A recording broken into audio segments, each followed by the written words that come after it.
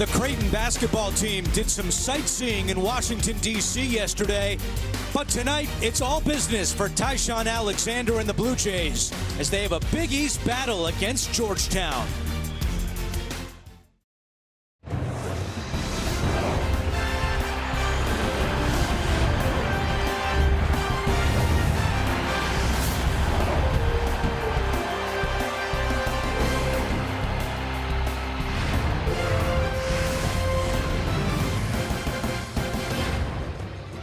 From Washington, D.C., it's Big East basketball on CBS Sports Network. Tonight, number 25, Creighton, on the road to take on Georgetown. A look at the standings in a loaded Big East. In fact, Georgetown head coach Patrick Ewing just told us a few moments ago, all 10 teams are capable of making the NCAA tournament. And hi, everyone. Welcome to Washington, D.C., alongside former Villanova coach Steve Lapis. I'm Andrew Catalan. Sherry Burris will join us as well. And Steve, both these teams love to run. The pacing could be intriguing to watch tonight. Two of the highest scoring teams in the league. They each spend 20% of their time on offense in transition. This should be a really entertaining affair. And the guards will take center stage. They are the subject of our AT&T Fast Analysis. Well, Marcus Zegarowski for Creighton has had an all-league type season. This guy can score, he can shoot threes, but more importantly, he sets up his teammates. He sees the floor extremely well and knows how to throw dimes at his guys. Then you have Mac McClung for Georgetown. When I think of him, I think about somebody who's attacking constantly. He gets to the free throw line, he shoots threes, but he also can make steals. He's a tremendous defensive player. He also having an all-league type season. Looking forward to this one tonight in the Big East. Creighton just into the top 25. Looking to stay there. A road affair against Georgetown.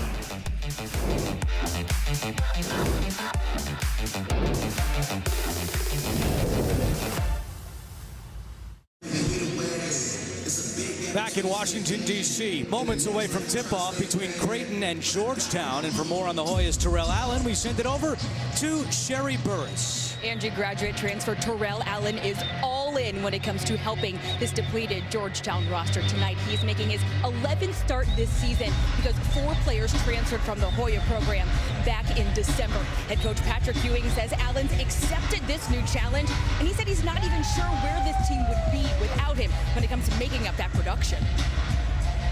And Sherry, double figures in 4 of his last 5 games. As you take a look at the starting lineup, Allen is in there for head coach Patrick Ewing. And no surprises for Creighton. They are 12-3 with this starting 5. Officials tonight, Pat Driscoll, Earl Walton, and Paul Sells. First of 2 meetings this year between Creighton and Georgetown. They'll meet again at Creighton on March the 4th. Bishop will jump for the Blue Jays. You're 7 for the Hoyas. And we thank you for joining us for Big East basketball. We're underway on CBS Sports Network. Well, one thing we see from the Hoyas all the time, they're 99.9% a man-to-man defensive team. Both these teams' strengths are on offense. Creighton, an improved defensive team. There's Zegarowski fouled on the shot, and he will go to the free throw line. Foul goes on Mac McClung. There's Greg McDermott. Congratulations to the Creighton head coach, who on Saturday in the win over Xavier picked up his 500th career victory. Told us before the game, got a lot of nice messages, and coach, as you know, he pointed out it was even sweeter to get that number 500 on the road. Nothing like a road win. Road win is the best, and the win at Xavier, which is a really, I never won at Xavier, really tough place to win. Kudos to Coach McDermott and getting 500 wins. Ended a 2-game losing streak, but those 2 losses were to 2 of the better teams in the Big East in Butler and Villanova.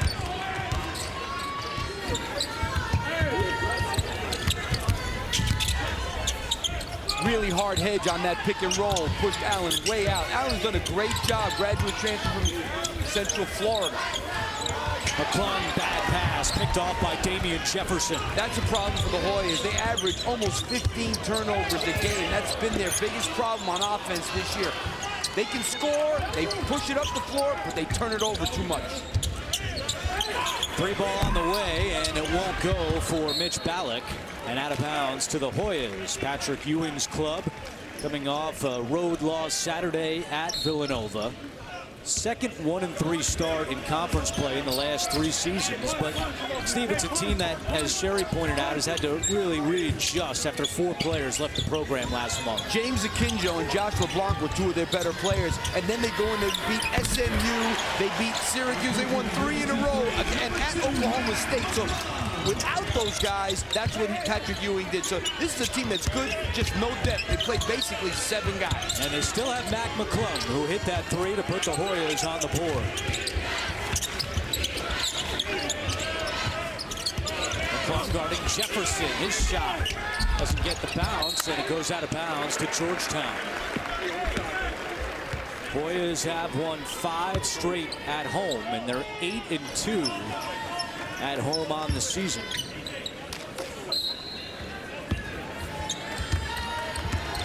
This Creighton team, known for their offense, especially transition offense, they'll pack it in defensively and try to keep you out of the lane. There's your 7 in the lane, and he is fouled. Well, what did Patrick Ewing tell us before the game? They're going to go to your 7 a lot in this game because he's got a tremendous size advantage over Christian Bishop. He's probably 5 inches taller, so they've got to go inside to him. And it's Bishop who picks up the foul for Creighton. Greg McDermott telling us before the game he thinks Omer Yurtseven is the best post player in the Big East. Hey, Andrew, this kid averaged 14 a game in the ACC. He's now averaging 16 points a game in the Big East. He's a big-time player, and he's also one of the leading rebounders in the league. And 3rd in the league in rebounding, averaging just under 10 per game, and he makes his free throws. Georgetown team that, as Steve pointed out, leads the Big East in scoring, but they also give up the most points. So Patrick Ewing saying one of the keys tonight, defend the 3-point line as Bishop travels. Yeah, and the thing about Creighton that makes them tough, they have 3 guys. There's only 2 teams in the nation that have 3 guys on their team that have made 39 or more threes. Creighton is one of those 2, so they have 3 really dangerous guys on the perimeter. Early substitution as Bishop heads out, and Kelvin Jones checks in. He's going to have a big role tonight for Greg McDermott as they try to match up with Yurtseven. Exactly, Andrew. He's much bigger than Bishop. Bishop's very athletic, a good player, but Jones much bigger. McClung, tough shot, is short, tipped out to the perimeter, and Mosley recovers. McClung, quick 3. And the rebound to Tyshawn Alexander. One thing about McClung, he does not hesitate. That's not good transition defense. Jones missed it, though. Very fortunate there.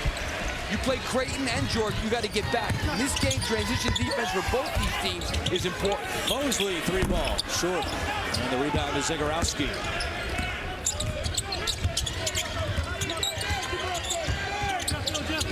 Here is Zegarowski for 3. It's good. I tell you, this kid's a big-time player. The more I see him, the more I love him. He's going to his left, pulls up from the 3-point line, off the bounce, all net. Only player in the Big East in the top 4 in scoring and assists per game. And the thing about him, Andrew, is he has that mid-range game, too. He can pull up. That's a nice fade on that. That's really, he's a skilled kid. Beautiful shot from Yurtseven. Zegarowski hands off Jefferson inside, and the foul. I mean, that's not good defense. You got to stop the ball to let Zegarowski go way too far into the lane. Now only bad things are going to happen. Then Yurtseven doesn't help quick enough. He gets in the lane. He's able to dish it off. First foul on Mac McClung, and now here's Jefferson at the line. The transfer from New Mexico. 61% on the season from the free throw line, and he caps off the 3-point play. He's really a good fit for them. He's athletic. He's not a good shooter, but when you play with 3 great shooters, there's going to be a lot more space so you can drive it, and that's what Jefferson takes advantage of. And that's what they've been encouraging him to do. Stop settling for jumpers and attack the hoop as Yurtseven connects again. You know, this is what Patrick Ewing had in mind in terms of his game plan, that Yurtseven could have a big game tonight, and so far he's on his way. Yurtseven only played about 10 minutes in the first half Saturday against Villanova, picked up the 2 fouls. Patrick Ewing told us before the game And he likes to sit guys with 2 fouls, even though they have a depleted bench right now. And that's why, Andrew, in this game, I think you're going to see Greg McDermott go small. If your 7 is going to hurt them on offense, they need to do something to him the other way. Now they're going in with another shooter. I'm waiting for them to go small completely and make your 7 go outside and have to guard a guy like Mahoney, who plays the 5 sometimes, number 34. Just in the game, he's got the basketball here. They work it around. Zegarowski 3. And the rebound to Pickett.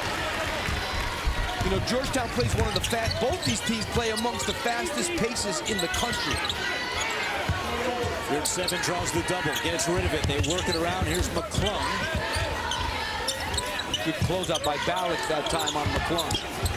Pickett, finger roll is good. This kid, I said it from when he was a freshman, he's got a real upside. Now he's getting a tremendous opportunity. I think starting to come into his own now. And Zegarowski stepped out. Turnover by the Blue Jays and a timeout on the floor. Well, Jamarco Pickett, a very good three-point shooter, taking it to the basket with the finish, and the Hoyas up.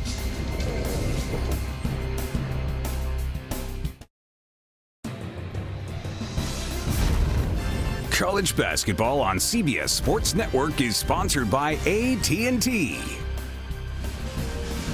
Lincoln Memorial, about 2 miles from us here at Capital One Arena. Georgetown out to an early 3-point lead. And Steve, let's take a look at your keys to the game. Well, Georgetown loves to play fast, so Creighton's transition defense is going to be big in this game. And Georgetown, we've seen it early, and I think we're going to see it often. Get it inside the year 7. He started the game with 6 points already. A 6 of the 11 from the big man from Turkey. 2 years at NC State before transferring to Georgetown. Had a monster double-double against Samford. Career highs in points and rebounds. 32 points, 17 rebounds for Yurt 7. One of his 8 double-doubles on the year. Zegarowski on the board early with a 3. Third in the Big East in scoring at 17 per night. Substitution for Creighton, number 13, Bishop. What do you make of Patrick Ewing saying all 10 teams in the league capable of getting in the NCAA tournament? Everybody's under 100 in the net. Only Providence is above like 67. So certainly 9 teams are there. And you know what? Cooley's got a talented team. They can turn it around in a minute. And in this league, Andrew, you can get a quality win every night. So, but the problem is 10 won't make it because they have to beat each other up. But I'll tell you, 7 or 8 definitely have a chance. Yeah, Pickett puts the Georgetown lead to 5, but Zegarowski cuts right into it. Well, this guy makes you pay for every mistake you make. He's such an efficient player with his assists. He doesn't turn it over. Great assist-to-turnover ratio. He's having a first-team, all-league type season. 8 early points for the sophomore from Hamilton, Massachusetts.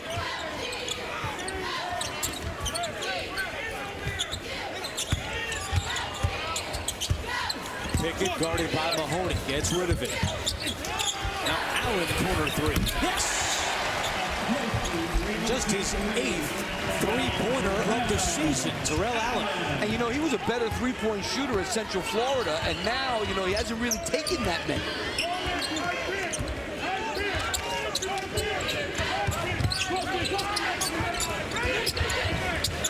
McClung knocks it out. And this is what you were talking about, Steve. The Big East in the net rankings. I mean, that's unbelievable. St. John's, the high, except for Providence, in the top, all 9 teams in the top 65. And like I said, Providence, you know, you're a win against Butler or Seton Hall or Villanova away from being in the 60s yourself. Butler and Seton Hall going head-to-head tonight at Hinkle Fieldhouse. That 3 is good for Denzel Mahoney. You know, they've been telling me for 3 weeks since this kid got eligible from Southeast Missouri State. He averaged 19 points a game there, that he is a tremendous three-point shooter. Hasn't shown it yet. That was a good sign for Coach McDermott. Yeah, McDermott told us he's been lighting it up in practice shooting the basketball, just has not translated to the games just yet. You know, he's the X factor for them in terms of how much they can improve. Because Mahoney's shooting only 21% from the three-point line. It's a 40% career three-point shooter. If he starts to get it together, this Creighton team all of a sudden with another weapon becomes more dangerous. Christian Bishop to the bench. He just picked up his 2nd foul. And they go right inside to Yurt 7, where Bishop was. Yurt 7 off the mark. 2-point Hoyas lead. Zegarowski bounces it to Jones, and before the foul, he traveled. Jones at his 4th different college. Started at UTEP, then Odessa College. Last year at Idaho State before the grad transfer rule in June to Creighton. That's a very careless turnover. And it leads to 2 points. Tyshawn Alexander lays it in. Blue Jays tie it at 16.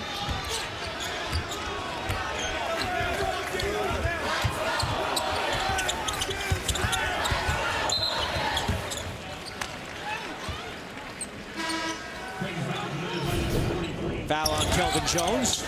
I mean, Jagan Mosley leaves his feet to throw a pass to the wing. There's no reason to do that. Leads to a basket. Yurt 7 heads to the bench. He'll get a breather. And into the game for the Hoyas. Kudus Wahab, the freshman from Nigeria, coming off a career high. 13 points in 15 minutes Saturday against Villanova. He really was good. He was very tough on the offensive glass, where Georgetown is usually very good. Not a bad pass, leaving his feet. Yep, another turnover, and Jefferson brings it up court. That time Blair leaves his feet. Each team with 3 turnovers in the early going.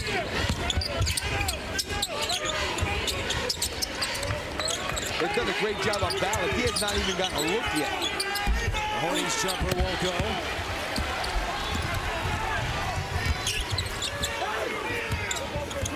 Is this kind of the pace you expected? Absolutely. I mean, both these teams want to run, and they make no hesitation about it. And it's not really in Georgetown's best interest because of the superior depth that Creighton has, but that's how they play. Greg McDermott made an interesting point before the game. He said, we haven't really had to defend the transition game much this year because teams don't want to run with us as Jefferson misses. But this is one team where they were expecting to have to get back on defense quickly. Well, Butler and Villanova both given Creighton trouble this year, held them in the 50s because both are more half-court type teams. Timeout, Greg McDermott. 11:53 to go in the first. We're tied at 16. Back on CBS Sports Network, we're tied at 16, and tonight at 11 Eastern, we'll get you caught up on all your college hoops from around the country on Inside College Basketball, right here on CBS Sports Network. Tied at 16, and Marcus Zegarowski has half of Creighton's points. Well, he does a little bit of everything. He's a tremendous passer. He controls the game. He's also a very good three-point shooter. And he's one of those guys that can get to 14 feet and pull up over there and be very comfortable. So just an overall very, very good player. Score, pass, do a little bit of everything. He's averaging 17 points and just under 5 assists per game. The last Creighton player to average at least 15 points and 3.5 assists per game, you have to go back to the 84-85 season when Vernon Moore averaged 21 points and 5 assists. I think Vernon Moore was from New York City. He played in high school when I was coaching in high school, I believe. Long way back, but Zegarowski putting up. All right, take it easy. All right, take it easy now. Long way back. You are wide awake here. Jefferson saves it. Oh, and then a big mistake by Mosley. If he let it go, it would have gone out of bounds. Instead, it goes right back to the Blue Jays.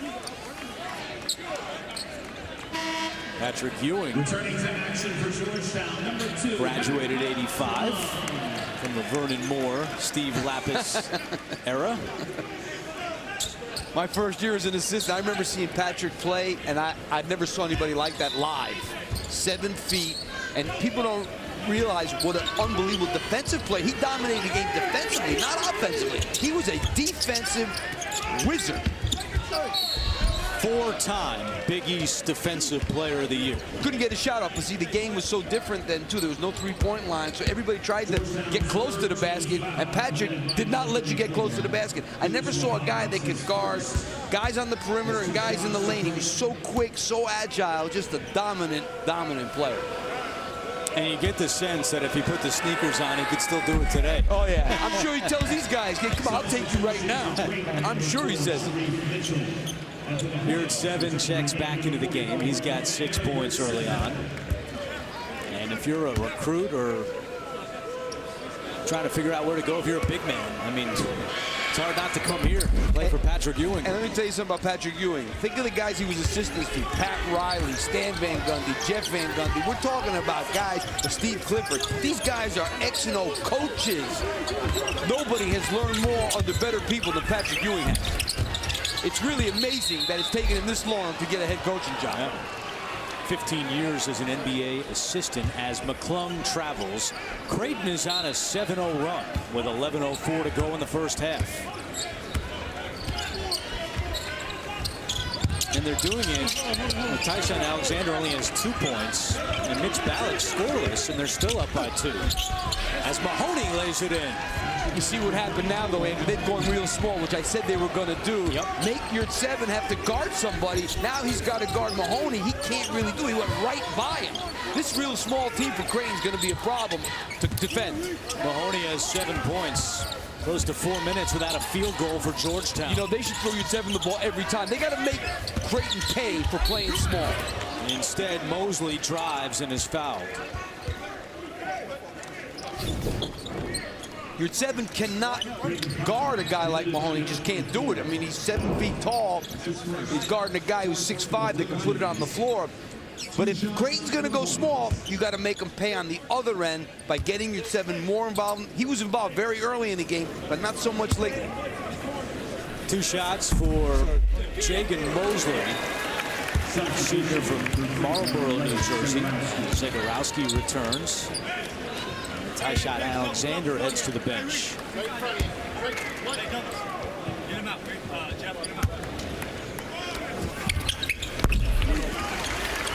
It'll be interesting to see on this possession what your 7's going to do more. You better get in a stance, I can tell you that.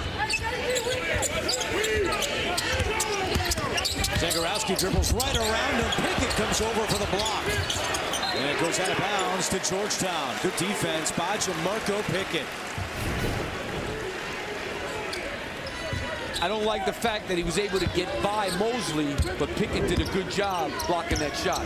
Patrick Ewing says that Mosley is his best defender. At that time, easy for Zagorowski to maneuver around him. Your 7 is bumped and fouled by Mahoney.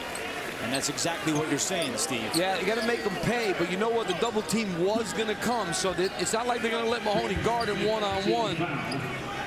But you got to get him touches.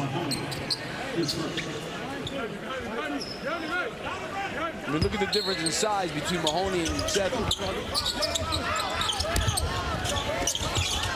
McClung, and your 7 was not there. 5 turnovers for Georgetown. That's something that they really need to look out for. And Creighton's not a team that turns their opponents over that much.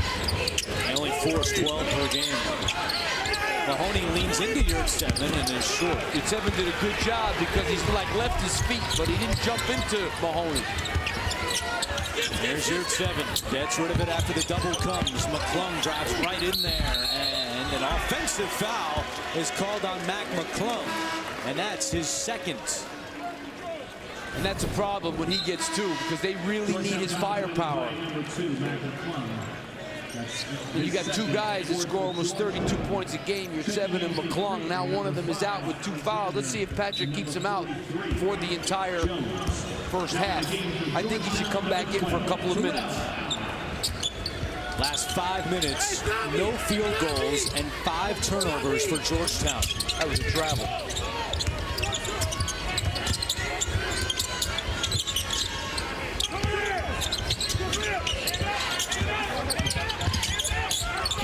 Alexander in the corner, he'll launch. Good 7 tips it right to Jefferson.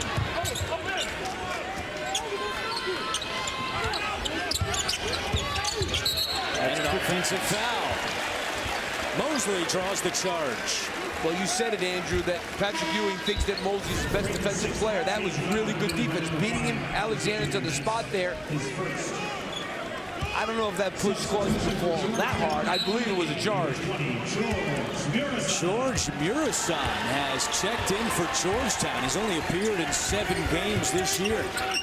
Some of the former Bullets great. Your 7 is good at showing off the range. Skilled. 17-footer that time. 8 points for your 7. What do you make of putting Murasan out there? You know, I guess the foul trouble, he just thought he...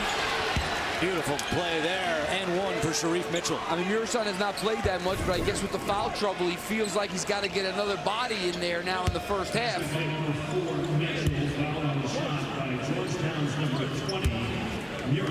Well, he praised, Patrick Ewing did, Wahhab's performance Saturday to us, but Wahhab sits and Murasan's out there. Because he can't play the 2 big guys together, so if he's looking for a smaller guy to guard, he's got to go Murasan. Wahhab's a good sub for your 7. Can't put those 2 guys in at the same time, especially against this team. Murasan swatted by Jones, and then saved by Tyshawn Alexander. Great play there. And your 7 picks it off. Up ahead to Allen. 1-on-2. Allen right around Alexander. And we're tied at 22. 5 points for Allen. Oh, that could have been a charge, too. Zegarowski, dangerous pass, and it leads to a turnover. Up ahead, Blair missed it. Here's 7, the follow.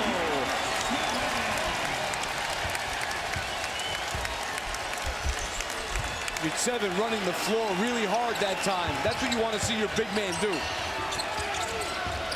10 points for your 7. It's an 8-2 run for Georgetown. And Zegarowski is fouled with 7:15 to go in the first half. Hoyas coming to life here. Well, this is what you want to see your big man do. Omer, your 7, running the floor hard. Takes it, throws it down. Hoyas up 2.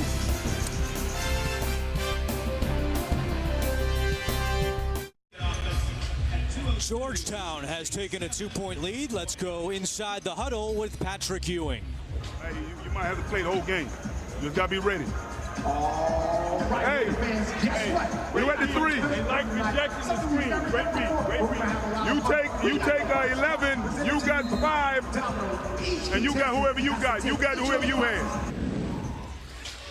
Well, you got 2 perimeter players with 2 fouls each, so I think he's telling Jagan Mosley, you might have to play the whole game, is what it looked like to me, and he's 100% right. And, you know, if they're going to get fouls, and they don't usually foul a lot, they got to spread them around. To get 2 on 2 perimeter players, Allen and McClung, they got to be careful.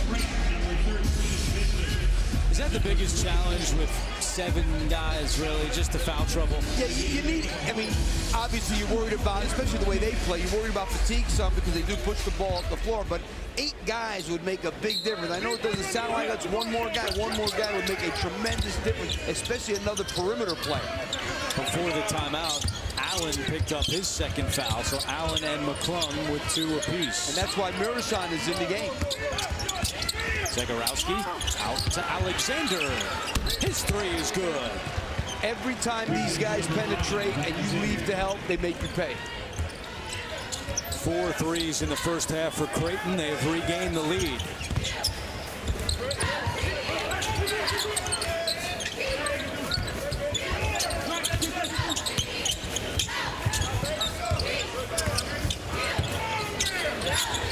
You're 7. This is in close, and Bishop back out there with 2 fouls, grabs the rebound. So quickly, Creighton got the other way, and Bishop finishes. Timeout, Georgetown. Patrick Ewing not happy with that defense. And it's a 3-point Blue Jays lead. Bravo team moving to checkpoint. 2 o'clock, 10 feet up the right. Visual 3 o'clock. Sometimes the front lines are in our own backyard.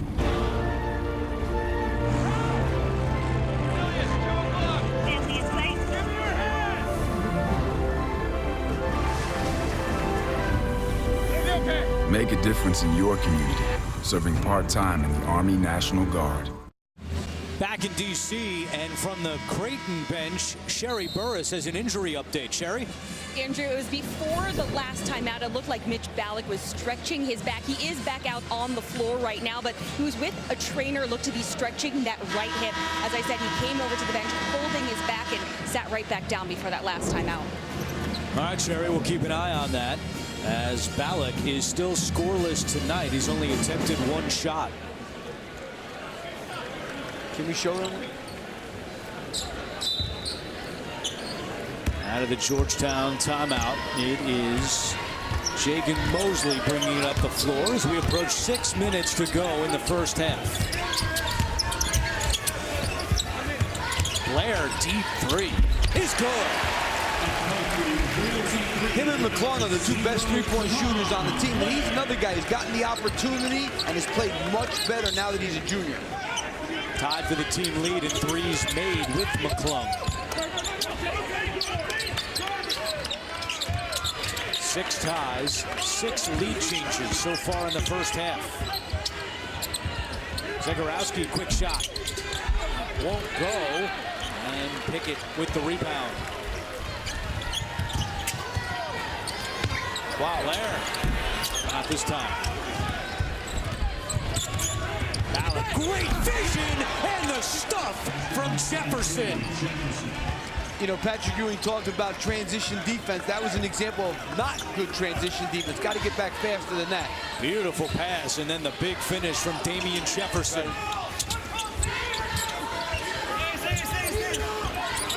There's 7 and Bishop battling for position. Down low as Mirasan had it stripped away, and a turnover.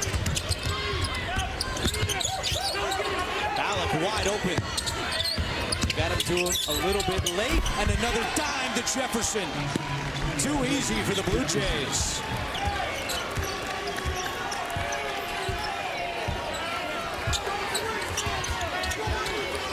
McClung is back at the scorer's table with 2 fouls for Georgetown. Blair gets his own miss, and then he's fouled. And if that's on Bishop, that's number 3. It is. Christian Bishop picks up his 3rd foul. You take a look at Jamarco Pickett right there, not really doing a good job. It looks like he's in position to get back in transition, but he's kind of jogging and allows Jefferson to run right past him.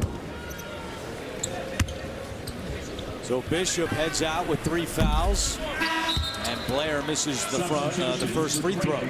Mirasan comes out, and there's McClung. You like putting him back in there with 2.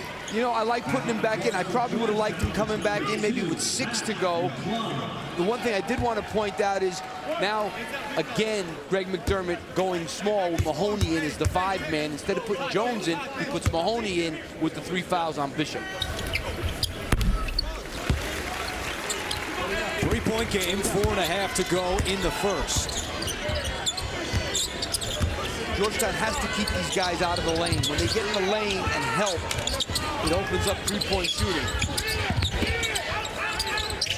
Here is Mahoney. And McClung fights for the rebound. McClung, the sophomore from Gate City, Virginia, 8th in the Big East in scoring. Just under 16 points per game. I'm guessing Patrick Ewing would like to see him get going here so he's ready for the second half. And a foul is called. That'll go on Damian Jefferson. First foul on the junior from East Chicago, Indiana. By number 23, Jefferson. That's his first. Georgetown, 2 shots. 2 shots for the Hoyas. They lead the Big East in free throws made, 15th most in the country. And that was one of Greg McDermott's keys when we met with him before the game, saying we have to keep Georgetown off the free throw line. Yeah, they attack the basket well, make over 16 a game, and shoot them very well.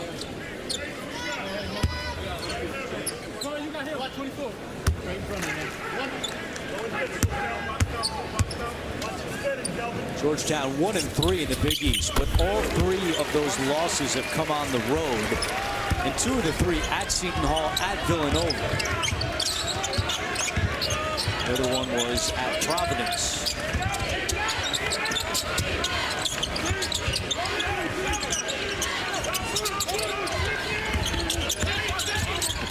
Zegarowski nice move to get to the hoop, but misses in tight. Georgetown a chance to regain the lead. Another bad pass.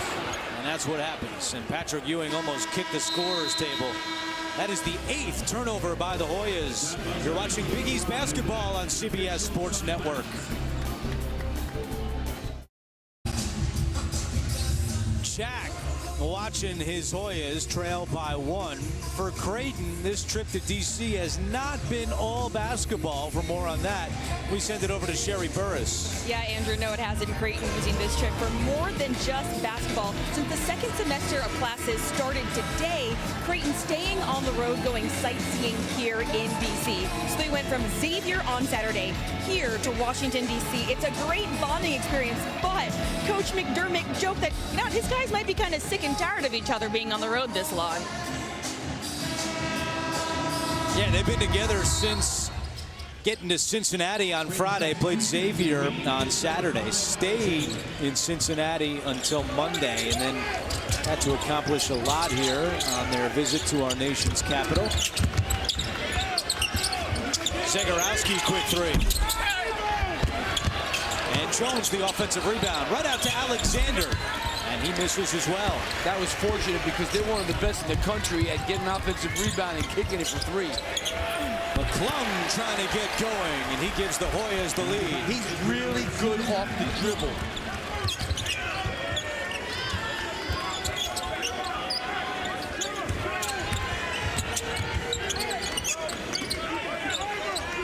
Mahoney will take that and make it. Denzel Mahoney's got the touch tonight. He's got 10 points. And that's what they've been waiting for from him. And, you know, Greg McDermott has been telling us this ever since we had their game against Marquette, how high they are on this kid offensively. Did not become eligible until after the first semester ended. And now in his 8th game, he's averaging 10 points per game. McClung from the Lincoln Memorial is no good.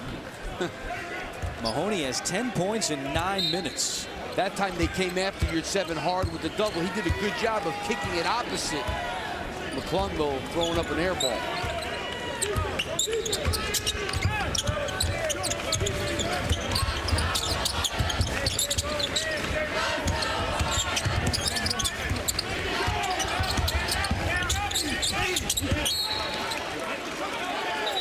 Out of bounds, it'll be Georgetown basketball. Well, that's Nick Zio. We mentioned that Creighton stayed in Cincinnati until Monday. Sunday night, a bowling tournament among the Blue Jays, and the freshman from Kansas City, the big winner with a 164. That's respectable. Is that respectable? So I didn't want someone to win it with like a 99. That's embarrassing. So we actually asked Nick what he bowled, and it was a 164 to take the crown for the Blue Jays. I haven't bowled in a long time, but I guess that's respectable. You're not bowling a 160. You're not doing that. McClung again. Tied at 34. Zegarowski buries the 3. He gets you backpedaling, and the thing about him is he pulls up on a dime off the dribble. He's in double figures with 11 points. Pace is picking up here as Blair misfires from deep. Whoa. 1:20 to go.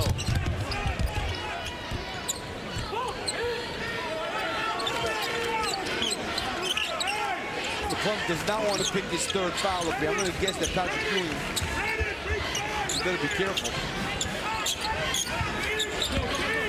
Mahoney going right at McClung. Around him, your 7 blocks it.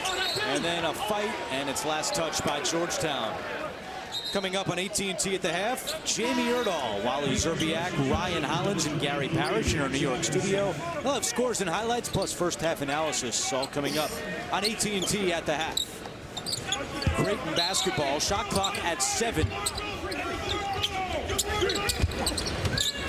Ballack comes off a screen, and still a quiet half for Ballack. He is scoreless.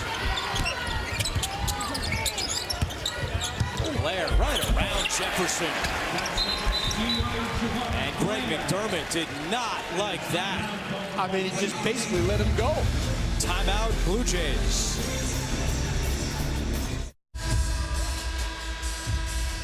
Creighton into the top 25 this week. First time they've been ranked in 2 years, as Omar Yurtseven is trying to knock them out of the rankings. He's got 10 points in the first half. Well, the transfer from NC State, extremely skilled. He can shoot the ball from the perimeter. I've seen a lot of tape of him. He does have tremendous post moves. He's used more face-to-basket moves in this game and running the floor there with the finish. So a really good offensive player. Limited in the first half Saturday against Villanova because of foul trouble. Not the case here tonight. Alexander won't go. Yurtseven the rebound, and there's a 4-second difference between the game clock and shot clock. They need to run this down as far as they can and hope that Creighton doesn't get another possession. I like what they're doing.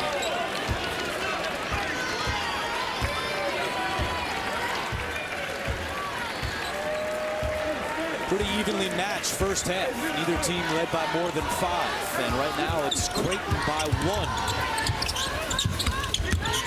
McClung, nice feed. Yurtseven. 5 seconds to go. Ballack at midcourt. Ballack to Alexander at the horn. And it won't go. Yurtseven had a chance to send the Hoyas into the locker room with the lead, and he missed the stump. You know, they would have, if that 3 had gone in, that would have been a really disastrous end of that half for the Hoyas. I mean, Yurtseven's got to finish this, obviously. Wow. And then Alexander gets an open 3 down the other end that he misses. And Sherry is with Greg McDermott. Coach McDermott, this was a fast-paced game. You guys trying to take an extra lead here at the break. What are you liking that your team's been able to do so far? Well, I mean, we've got some movement in transition. We got a few decent looks, but we have to defend better. If we expect to win on their floor, we have to have a little bit more teeth than what we do on that end. The Hoyas have been able to stop Mitch Ballack and Tyshawn Alexander. What do you need to do to get them going? Well, I think Ty's had some clean looks at the basket and missed them. They've run Mitch off the line, but Mitch has gotten into the paint and created some things for his teammates, which we're fine with. All right, thanks, Coach. At the half, Creighton leads by 1. You're watching Big East basketball on CBS Sports Network, the 24-hour home of CBS Sports.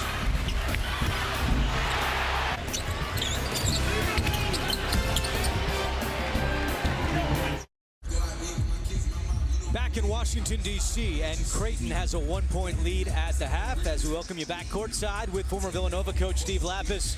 I'm Andrew Catalan. We'll hear from Sherry Burris coming up. Another tight one in the Big East, 7 ties, 8 lead changes in the first half. And you know, both these teams like to play a certain way, and we're kind of seeing the way they play. I think Georgetown's got to do a better job of defending Creighton at the three-point line. Creighton has 6 threes. They average 9 a game. They have 6 already. On the other hand, Creighton's got to stop Yurtseven inside. 3 of those 6 threes came from Marcus Zegarowski. He's got a game-high 11 points. Yeah, he's been terrific in this game. Step-back threes. The other thing is he has 3 assists also, so he's getting into the lane a lot. And when he gets in the lane, that creates a lot of problems. So not only can he score, and obviously he's a good passer, he knows where his guys are in the three-point line. And then you have Yurtseven on the other end, a very gifted offensive player, doing more facing the basket than with his back to basket in this game. But he can also post up. But even with Yurtseven, points in the paint are even at 14 apiece, and Sherry Burris caught up with Patrick Ewing.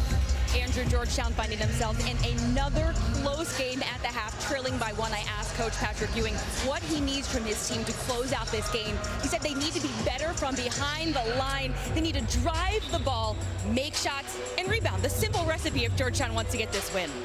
Well, they're hoping to hurt this team, Creighton. It's not a good rebounding team on the offensive glass. They only have 3 points on second chance points, so that's not what they usually do. But I also think they need to do a better job of defending Creighton off the dribble in the half court. They're getting in the lane too much, which leads to threes and layups. Second half underway on CBS Sports Network, and Pickett is fouled by Zegarowski. I like that little high-low between Yurtseven and Pickett. Creighton's first foul of the second half, committed by number 11, Zegarowski. First foul on Zegarowski will send Jamarco Pickett to the line. And in Big East play, Pickett is 6 out of 7 from the charity stripe.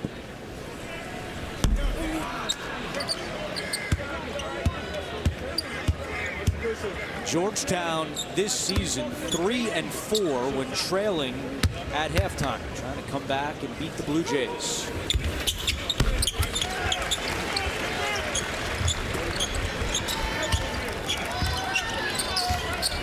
Interesting, Bishop doesn't start the second half. He's got 3 fouls. He started Jones. Jones matched up with Yurt 7 as Alexander is fouled. So 2 quick fouls here in the second half. That one goes on Terrell Allen, and that's his third. That's a problem because this kid now has to be really careful because he gets his 4th. He's going to sit down for at least 12 minutes. And they cannot afford that. Here's Jones, guarded by Yurt 7. Jones is fouled. So 2 quick fouls on Georgetown here in the second. Yurt 7 is a very, very gifted offensive player. He's got to work a little bit harder on defense. He lets Jones just catch it. He's really got an arm bar on him the whole time. They could have called a foul earlier in that because you can't lean on him with that arm. They actually called that foul on Mac McClung, and that is his 3rd foul. That's a real problem. So now you got 2 perimeter players with 3 fouls guarding one of the best perimeters in the Big East Conference. I think Patrick's got to get one of those 2 guys out because their defense is really going to suffer. When you have 2 guys in the game with 3 fouls with 19:21 to go, they're not going to defend the way they're capable of defending. Yeah, that's something to keep a close eye on here in the second half. We've already chronicled Georgetown had 4 players leave the program last month. They are not deep. And now 2 perimeter players with 3 fouls. Pickett misfires from the perimeter, and Yurt 7 tips it out to McClung. And you know how close McClung was to getting his 4th foul on the charge that time? Mosley lost it, trying to regain it, now out of bounds. It'll stay with the Hoyas, and 11 on the shot clock. And that's what you worry about McClung. He's such an attack-oriented guard. He's always thinking attacking the basket, attacking the basket. That's how you pick up your 4th as a charge. McClung has 7 points on 3 of 7 shooting. Saturday at Villanova, he was 3 of 15 from the floor, and he's fouled on the shot here. Tyshawn Alexander commits the foul.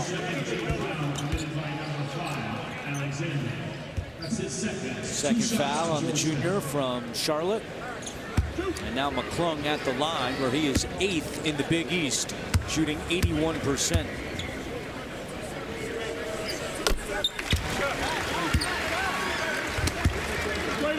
To your point, though, about McClung always attacking, Patrick Ewing, in describing McClung, says every time he steps on the floor, he believes he's the best player, and he wants to prove it. He plays that way out there. He does play with a certain level of cockiness, which players need to have, and I admire that in him.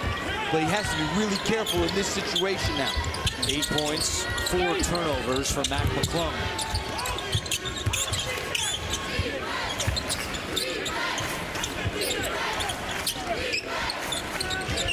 Jefferson calling for it. Instead, Ballack over to Alexander. Baseline, Alexander was able to create space. See, that was bad defense by Terrell Allen. I'm not saying he's worried about fouling or whatever, but that was not good defense on the ball. Way too easy. 7 points for Tyshawn Alexander.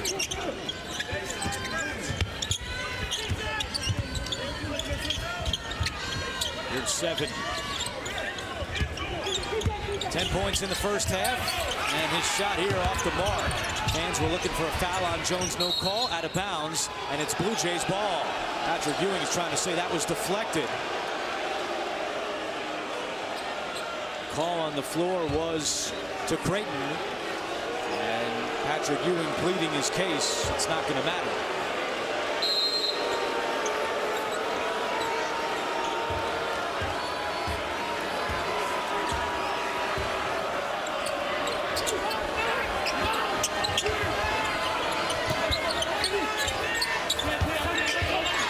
Jefferson over McClung.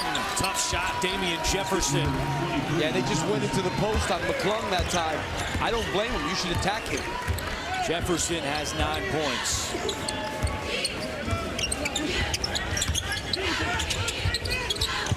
You're 7 from the wing, and he's done that a couple of times tonight. Pick and roll. It's kind of a pick and pop, but not from the three-point line, but from like 14 feet. Jefferson cannot answer. You're 7. The rebound. Whoa. Pickett wasn't looking. Hit him right in the back. And a turnover by the Hoyas. Pickett put his head down, wasn't ready for the pass. And Zegarowski with his 4th three. Another step back 3 off the dribble. 14 points for Marcus Zegarowski. 4 of 7 from beyond the arc, and nearly a steal. McClung recovers. That pass deflected out. The early momentum in this second half to the Blue Jays. I mean, that was obviously a bad pass. Pickett was not ready for it, and Zegarowski, another step back three off the dribble. 7 threes tonight for Creighton. McClung into double figures with 10 points.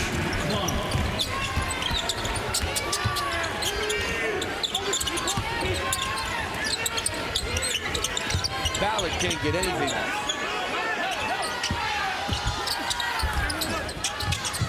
Zegarowski again. And Pickett tracks it down. And Ballard is still scoreless tonight, 0 for 2. Mosley with a poster.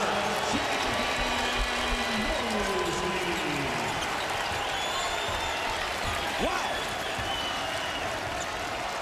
I didn't know he had that in him. I've seen him play a lot. That was impressive.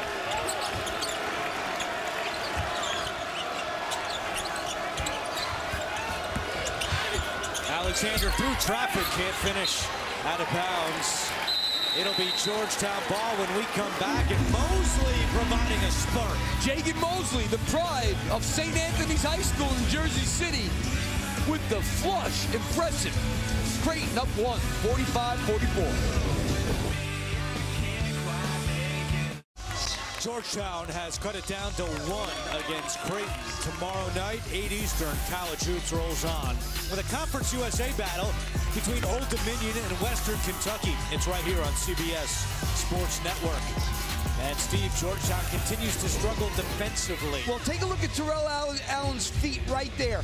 He's got to do a better job. He looks like he's forcing him middle. If you're forcing a guy middle, how can he drive the baseline? And then your 7 just leaves his feet and doesn't cut the baseline off there and allows that drive to the basket.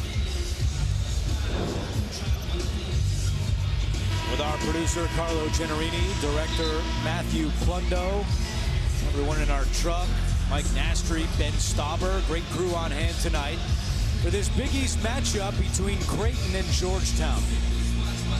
Patrick Ewing as head coach, 0-4 against the Blue Jays. Creighton has won 5 in a row in this series. And one thing Creighton has done in all those games, Andrew, score. Georgetown has not defended Creighton well at all in any of those games. Pickett, step back jumper, air ball.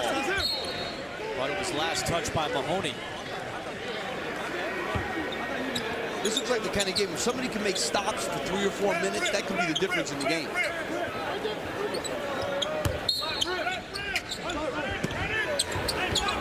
Once again, Creighton using this small lineup with Mahoney at the 5.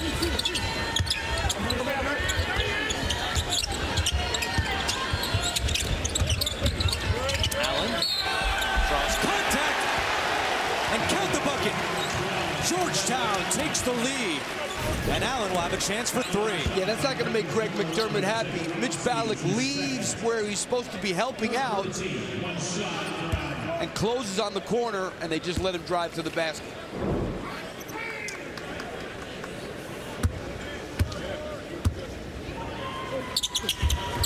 Second foul on Zegarowski. And the three-point play is there. It's a 7-0 run for Ewing's Hoyas.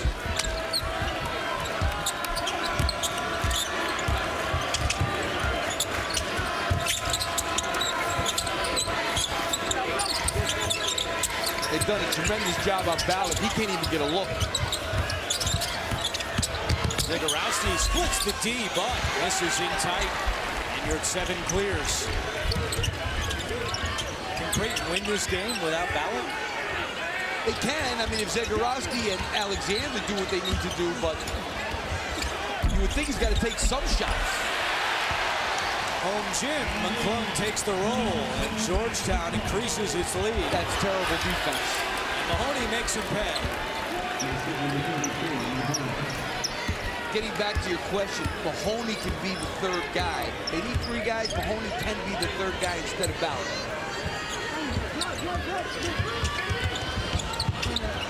And a turnover. Alexander lob, tough pass for Jefferson. They give it right back to Doug McDermott.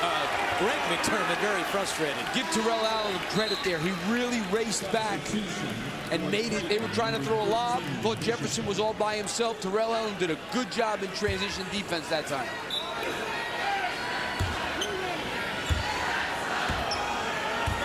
Bishop with the 3 fouls re-enters the game with the Blue Jays down 2. Mosley attacking and scoring. What did Greg McDermott say to Sherry when he was coming off in the first half? You got to do a better job defending, especially off the dribble. That was not good. 4-point Georgetown advantage. Alexander trying to cut into it. Halfway down now, it's 7 the rebound. He's got 7 of them.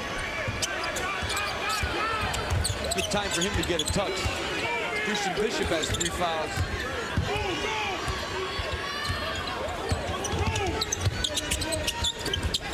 Oh, he had him. Allen. Bishop with the board.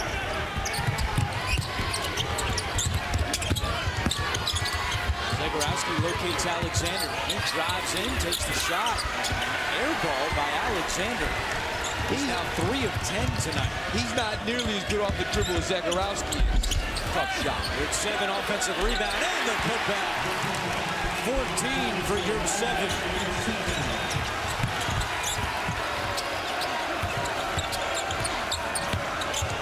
Alexander still off the mark. And the rebound to Mosley. What a pace. 13-2 run. Biggest lead for either team. And a foul on Georgetown.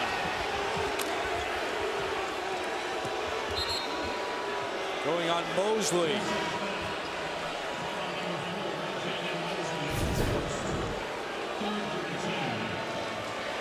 Oh yeah, somebody pushed him in the back.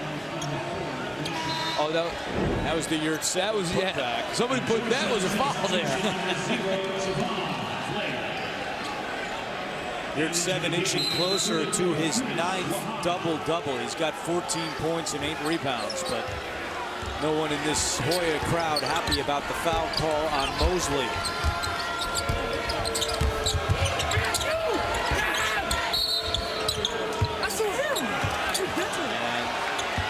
And now Creighton called.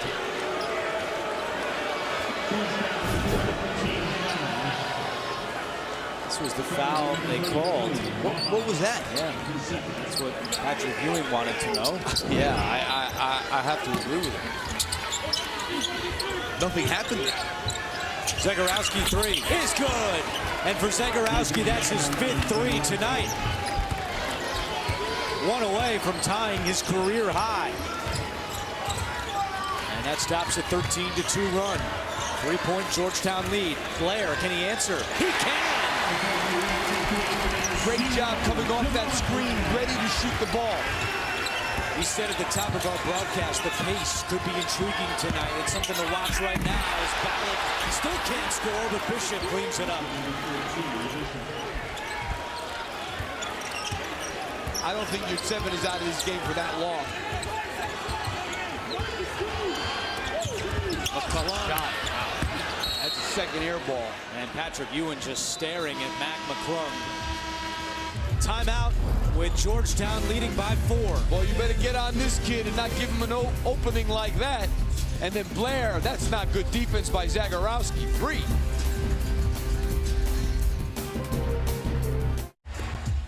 (56-52) in favor of Georgetown as we revisit our AT&T Fast Analysis, Steve. Well, Marcus Zagorowski, 5 for 12 from the field. All 5 of his field goals, 3-point shots. He's made at least 3 step-back threes. He also has 3 assists in this game.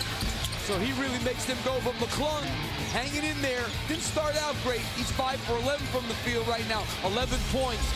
He's a guy that's going to have to continue to get things done. And I give him credit. He's been on the floor for 8 minutes with 3 fouls, not picking up that board. see the numbers for these two dynamic guards. One number not shown, turnovers for McClung. He has 5 of them tonight, and for Georgetown as a team, they've turned it over 11 times.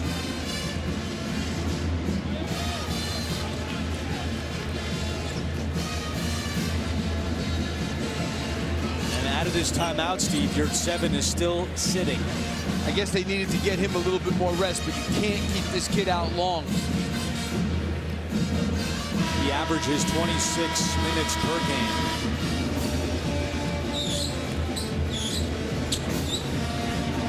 And it will be Bishop to inbound. And him and McClung out.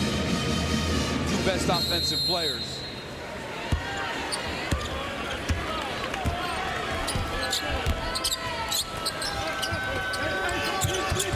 Nice play, and Bishop finishes off the feed from Alexander. Gotta love that out of the timeout. Greg McDermott had the Jays ready to roll.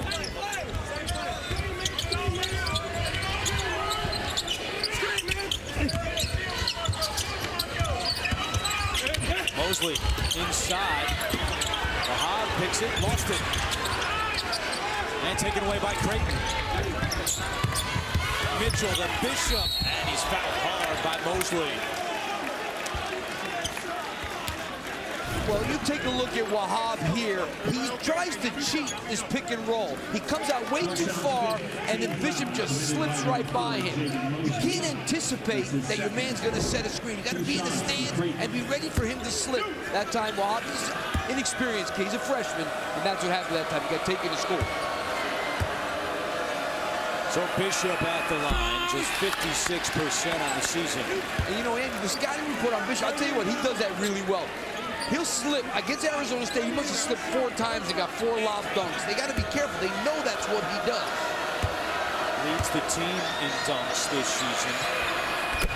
A nice performance last week against Villanova. 16 points and 9 rebounds in the loss to the Wildcats. Yeah, I don't know how long Patrick Ewing can go with this team. No McClung, no Yurt-7. I mean, he's taking a real big chance here. Lead is cut to 1.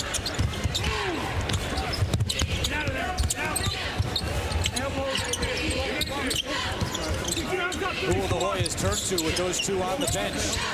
You know, they got Pickett playing the 4 now, but, you know, Creighton does not have a big team in the game, so they got a great shot there.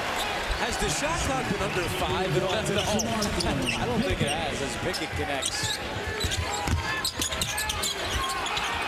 Well, both these teams shoot in like 15 seconds. They're among the top 30 in the country in terms of how long they stand on offense. Have not hesitated tonight.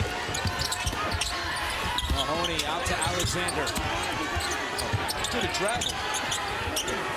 Mahoney for 3. And Wahab the board. Zagorowski at the scorer's table. He's set to check in next whistle. Patrick Ewing trying to buy some time with McClung and Yurt-7 on the bench. I think he's bought enough. Personally. Past the midway point of the second half.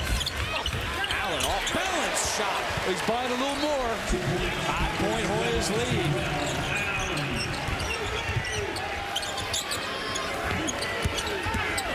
Allen finds Bishop cutting again, and he draws the foul. And now Patrick Ewing goes to Yurt-7 and tells him to get off the bench. He slips every single time, and when he does set a screen, he's really quick in terms of getting away and rolling to the basket. That's what he does. He's very athletic, very smart kid, knows how to move without the ball, but you got to know that. He can't really shoot, so you got to just be wary for him going to the basket.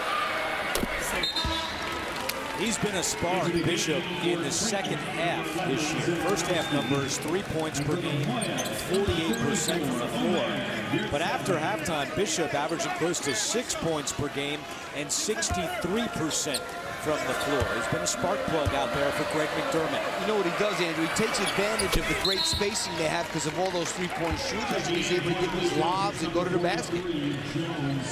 Bishop has the last 7 points for Creighton, and Greg McDermott will give him a blow here as Kelvin Jones comes in.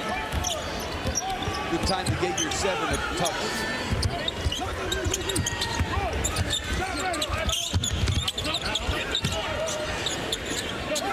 He's the post post up a little bit harder. He gave up on his post position a little too easy. And Jones commits the foul on yard 7.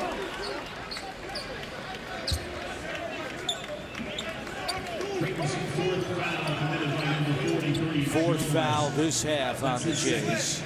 6 for Georgetown. Switch in the eye. Switch in the eye.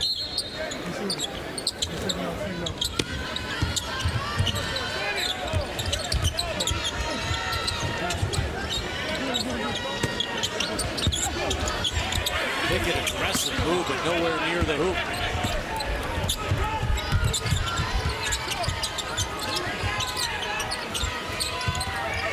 Mahoney attacking. Jones offensive rebound.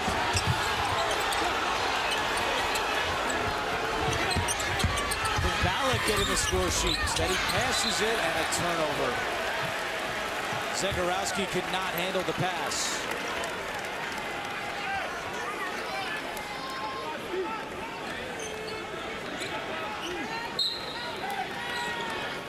Mitch Balak has at least one three-pointer in 16 consecutive games. That streak in jeopardy right now. I mean, they've really run him off the line. He's only taking 3 shots in the game. This is where you want to get the ball. Nice pass. Turning in the foul. Javon Blair with a beauty and a chance for 3. You're 7 with a nice give and go. They don't stand still when he gets the ball. Keep cutting. His man turns his head. Blair attacks the basket. Third foul on Alexander, and that was a quick break for Bishop, who returns, and Jones exits.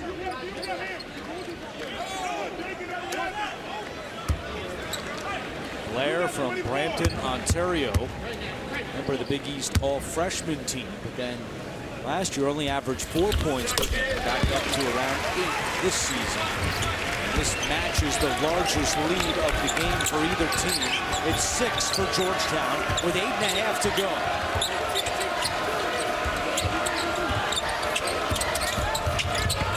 Great cut.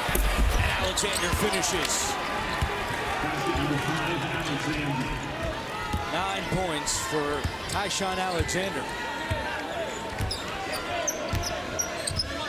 McClung continues to watch from the Hoyas bench.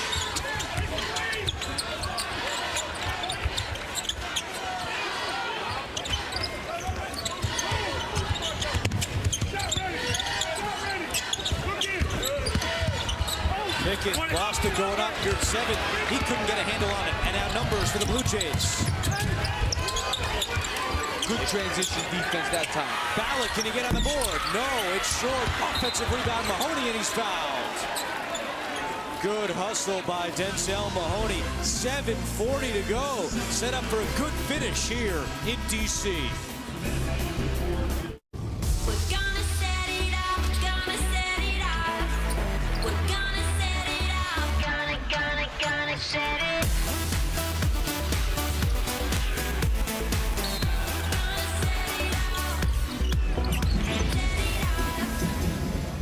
We are set up for a good finish as we revisit to the keys to the game, Steve. Transition defense for Creighton, not bad. 8 fast break points. Georgetown getting inside. They've gotten it inside. But let's see here this play that Creighton runs. A very well-designed play because look at the space here. They have everybody occupied on the weak side of the floor, which leaves no help on this backdoor cut. Tyshawn Alexander with a great cut. Hoyas out of position, not ready to help. Get a layup. Zegarowski continues to lead all scorers. He's got 17 points thanks to 5 threes.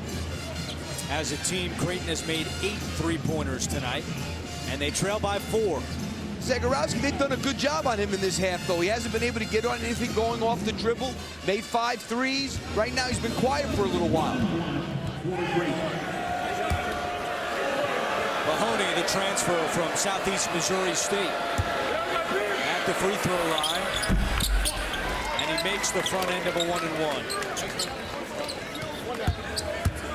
Made his season debut December 17th against Oklahoma, immediately making an impact, scoring 14 points. And tonight, Mahoney with 14 points. He'll come out, though, and Damian Jefferson re-enters. Just seems like so many of these Big East games come down to the wire. And here we are again. Look at the balance in this league. The ball at Villanova last night, overtime. McClung is back out there for Ewing. They were down 11 with 2 minutes to go. There's a great comeback. Villanova prevailed in OT. Alec, not his night. Now 0 for 5.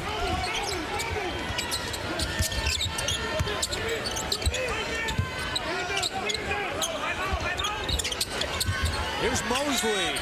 Beautiful stroke. What a really good pass from your 7. He caught it from the right side of the floor, threw it into him, and he threw it back out the opposite way. The help wasn't there in time. Really good pass by your 7.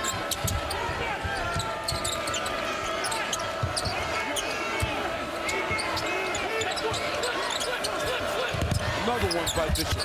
This time had it poked away, and Pickett saves it. Mosley races up ahead. Oh, you got to give it to him. He's got it. You're at 7. I tell you, he's shown us a wide array of things. That time he gave us a little lefty jump hook. He's posted up, he's faced up. He's a really good offensive player. And the lead is up to 7.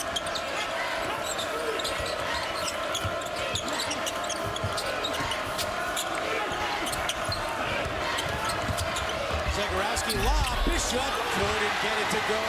Almost made him pay again. Inside 6 minutes to go. After Georgetown, do you slow down a little bit and just roll with this pace? They got to roll, especially with this much time left. There's 7 and a timeout, Creighton.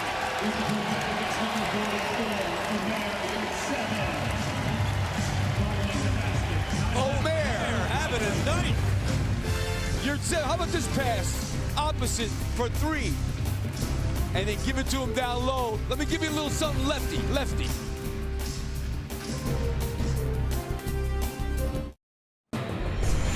Jamie Erdahl with the studio update here in New York. Seton Hall on the road at Butler. That is Jared Rhoden for 3. It would ice the game for Seton Hall, put them up 5. The only 3 he would hit, 78-70 your final. Seton Hall, the only unbeaten team in Big East play remaining. Back to Andrew, Steve, and Cherie. Jamie, they went to Jared. As we update the standings, Seton Hall 5-0 and atop the conference. What a win on the road. Well, that's a tough place to win. And to win it at Hinkle Fieldhouse is really, really tough. And Butler, one of the surprise teams really in the nation this year. Just a great win from Seton Hall. Meanwhile, here in Washington, D.C., it's now a 9-point Georgetown advantage, the largest lead of the night for the Hoyas. And you're 7 with his 9th double-double of the year. He's got 18 points, 11 rebounds, and of those 11 boards, 5 have come on the offensive glass. Yeah, he's been terrific in this game. He's a great offensive player. Got to work a little harder on his D, but I'll tell you, offensively, really good. Let's see if the Hoyas can hold on or if the Blue Jays have a late rally in them. Alexander blocked by Yurt 7.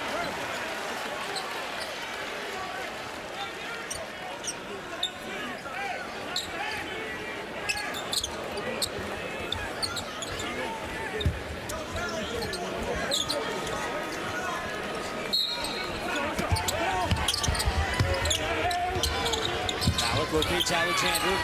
That's a 2 for Alexander. Jacob Mosley, I don't want to say he fell asleep a little bit. They knew that play was coming. Got to be closer to Tyshawn Alexander than that. That stops a 7-0 run by Georgetown, and the lead is 7. You're 7. Not this time, but Pickett, the offensive board. His pass deflected and taken away. Got to be strong with the ball. That was a weak pass by Pickett. Alexander left open, and he connects. 4-point game, 5 minutes to play. You know, you mess around with this Creighton team, and they make you pay from the 3-point line. 9 threes tonight for the Jays. Turnovers have been a problem all year for the Hoyas. Oh, you got to throw him the ball. What a play by Blair to save it. Now Pickett straight away 3. No. And Alexander the rebound. He's the team's leading rebounder, averaging 6 per game. They better locate this guy. He's feeling it right now, but not that time. Long rebound out of bounds. And it is Georgetown basketball. Creighton bench trying to say Blair touched it, but he did not. Return to the court, number 12. And Blair comes out, Allen back on the floor.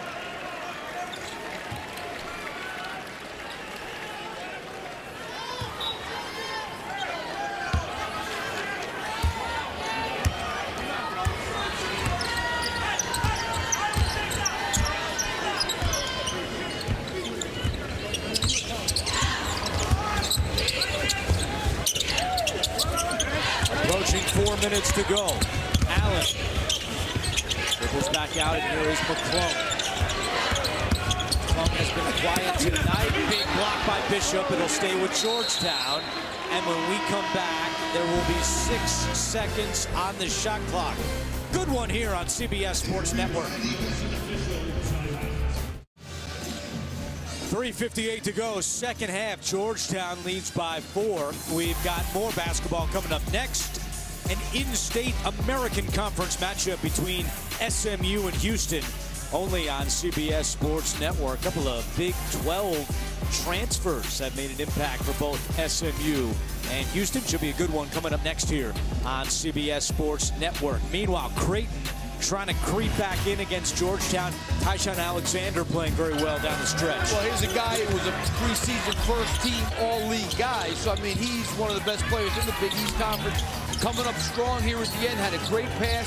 Now he's getting his feet set, ready to shoot the three-point shot. You got to find him. He was quiet for a lot of this game, but now all of a sudden, picked it back up. 42nd player in Creighton history to go over 1,000 career points. He needed 11 entering the night. He's got 14 with 3:58 to go. 6 on the shot clock for Georgetown. McClung lost it going up, and a turnover by the Hoyas. Another turnover.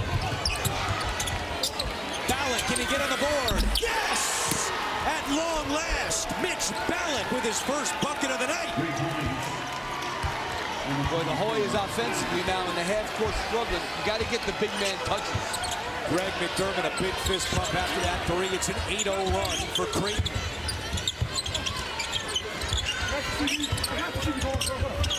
McClung in the paint, tough shot for 2. 14 for Mac McClung. He makes tough shots, especially when he's going to his right.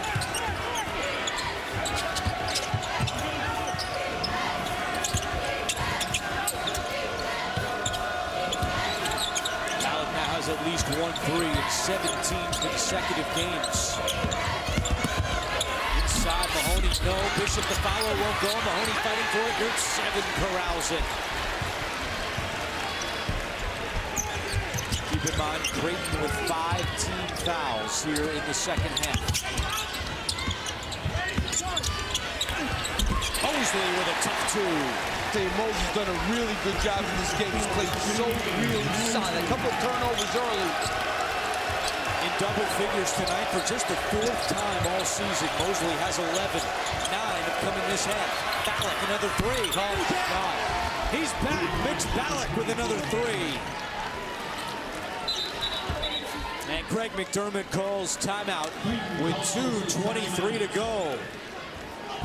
2-point game on CBS Sports Network. Georgetown leading Creighton by 2. This is really good execution to get Ballack open. Look at the screen here by Bishop. Gets his man, he comes ready to shoot the ball. Gets his feet set. Knew he was going to shoot it before he caught it because he knew he was getting a good screen from Christian Bishop. Confidence is a crazy thing. Ballack finally was able to hit a 3 and no hesitation when he got the ball off that screen. Another 3 for Ballack. 6 quick points here, and we've got a 2-point game. You know, the great shooters, Andrew, they know a shot before they catch the ball.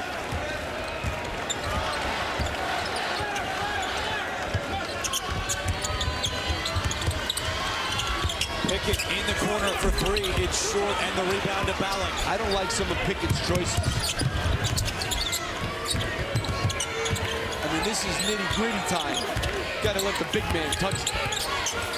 He puts all kind of pressure on you. They're going to double him. Somebody else will get a shot.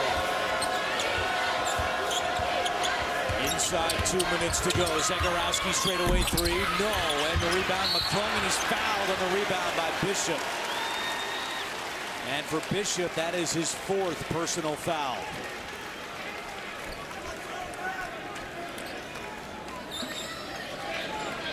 Well, if you're going to use a foul in this situation where you have one to give, going after a ball and a rebound, it's not a bad way to use it. Had a little liquid on the ball, had to towel it off.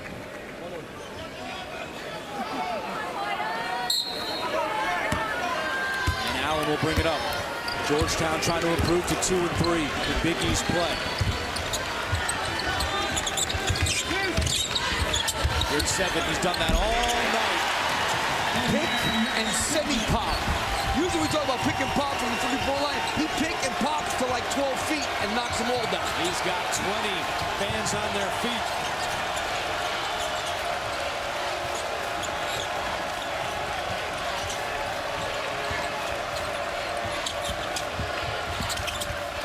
Alexander gets it back in the corner for 3.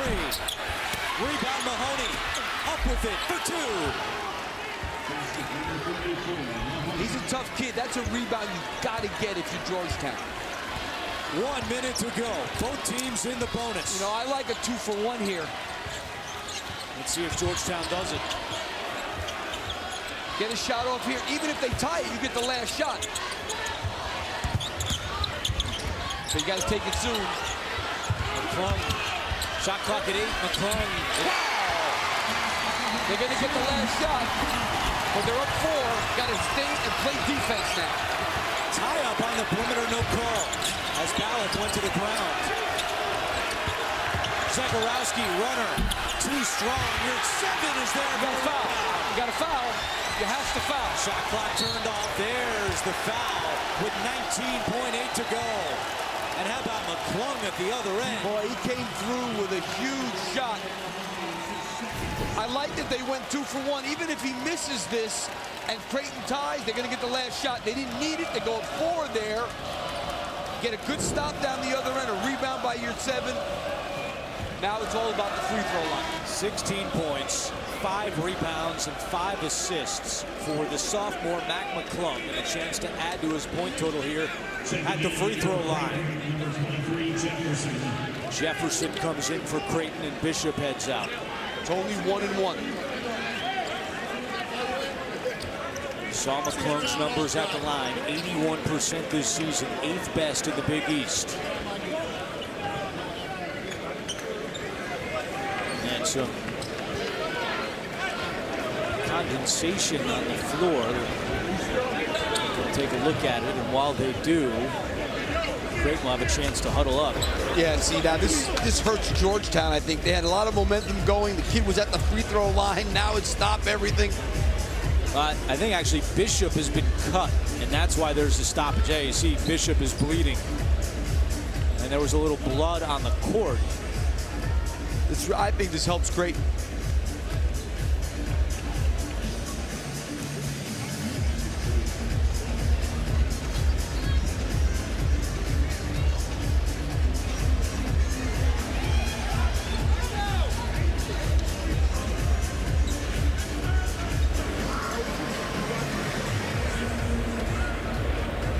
Meanwhile, behind the Georgetown bench, we're just being told that Terrell Allen is laying on the ground. So we've got Bishop with blood for Creighton, and Allen in some pain, apparently. And a little wobbly as he heads off, oh wow, to the Georgetown locker room. Hope that Allen is okay. Here's a look at what happened to Bishop in the middle of your picture. And he got hit by his own man, Mahoney.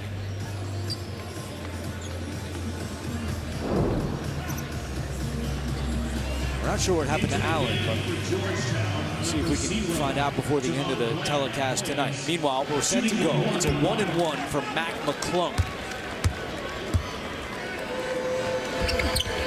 Big one. 5-point lead. Now, if you're Creighton here, you got to push it up quickly as you can. Obviously, if you can get a good three, that's the best thing. If you're Georgetown, make them use a little time to score. No, don't just beeline it to the basket. Plum 1 out of 2. Mahoney the rebound. It doesn't have to be a three here because they're down 5. You got to take it to the basket. And a foul is called on McClung.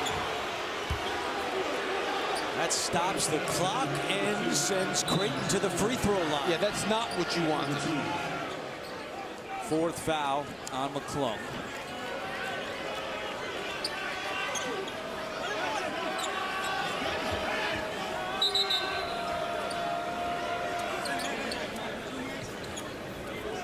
And it will be Mahoney at the line. Mahoney's been a big factor tonight for Creighton. He's got 16 points to go along with 4 rebounds. 16 points is a new career high during his Creighton tenure for Mahoney. See, Greg McDermott is set to send Sharif Mitchell into the game.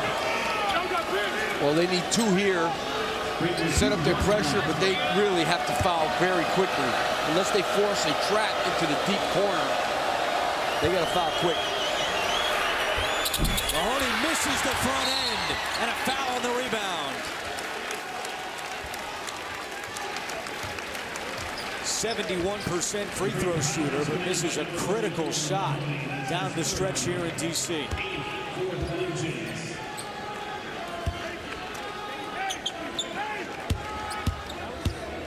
Bishop continues to watch. It's a Creighton team that entered the top 25 this week for the first time since January of 2018. Coming off that road win at Xavier. But in big trouble now against Georgetown.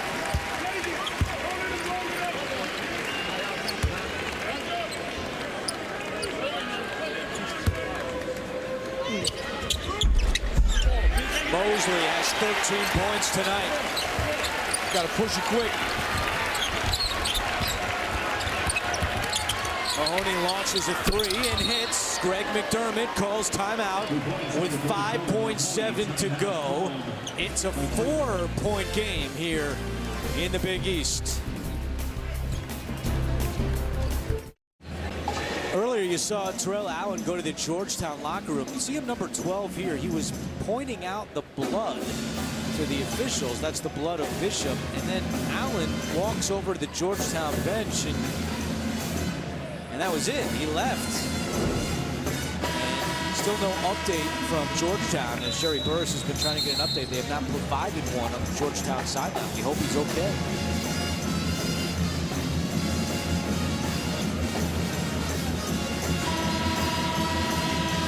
All right, Coach, if you're Creighton out of the timeout here, you got to go for the steal, quick foul, and then you got to do some praying. Yeah, you got to do a lot more praying than fouling, but you got to foul right away. Obviously, if you can get a steal or a 5-second count without any time going off, that'd be the best thing. And that's why they're putting up the full court face guard pressure, trying to deny Georgetown getting the ball inbounds. It'll be Mosley to inbound, gets it to McClung, fouled immediately. Clock at 4.6, and that's exactly the man Patrick Ewing wants on the free throw line, Mac McClung. At a 2-possession game right now, I think it's over for Creighton. What a win this would be for Georgetown. Patrick Ewing had been 0-4 against Creighton. I know he was down to business because the tie came off. And if they continue to get performances like the one tonight from Yurt 7, this is going to be a dangerous team the rest of the way in the Big East. This guy's a big time scorer, no doubt about it. And all these other kids, you got to give them credit. What they went through this year with the Akinjo and LeBlanc, 2 of their best players not being in the program anymore. All these guys really stepped up.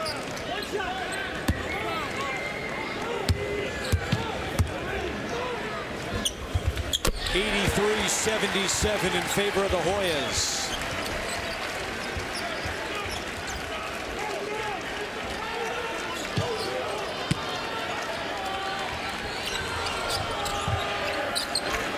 Zagorowski, deep 3 with time winding down. It's good. And McDermott did not call timeout. He thought about it. You got to get it and throw it. Oh, you better touch it. Oh, that's what they need. Mahoney knocked it out, and that'll do it. Georgetown hangs on, 83-80. First time Patrick Ewing has been victorious against Creighton.